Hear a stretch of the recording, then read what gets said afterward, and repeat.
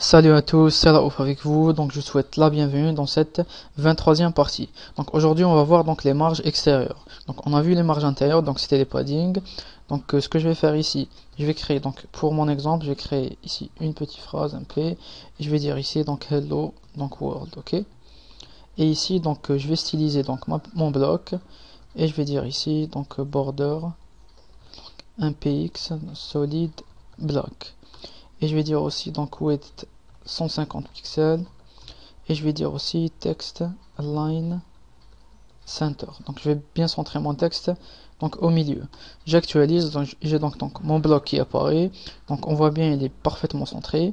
Donc la marge intérieure, donc c'était padding, c'était la marge entre ma phrase et la bordure ici.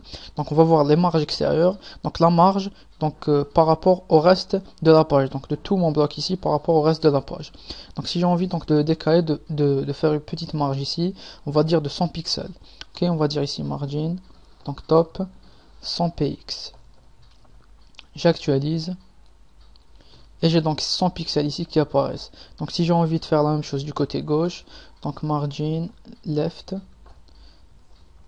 on va dire 50 pixels. Ok, donc j'actualise et j'ai donc 50 pixels ici. Donc on peut attribuer donc une marge donc de tous les côtés. Donc ici, on ne peut pas attribuer la marge par rapport au bottom puisqu'il n'y a aucun bloc ici. Donc s'il y avait un autre bloc ici, donc on peut attribuer une marge par rapport à ce deuxième bloc. Donc idem du côté droit. Donc on aura l'occasion de manipuler les marges quand on va donc créer le design de notre site. Donc si vous avez des questions, n'hésitez pas. Donc je vous remercie et je vous dis à plus.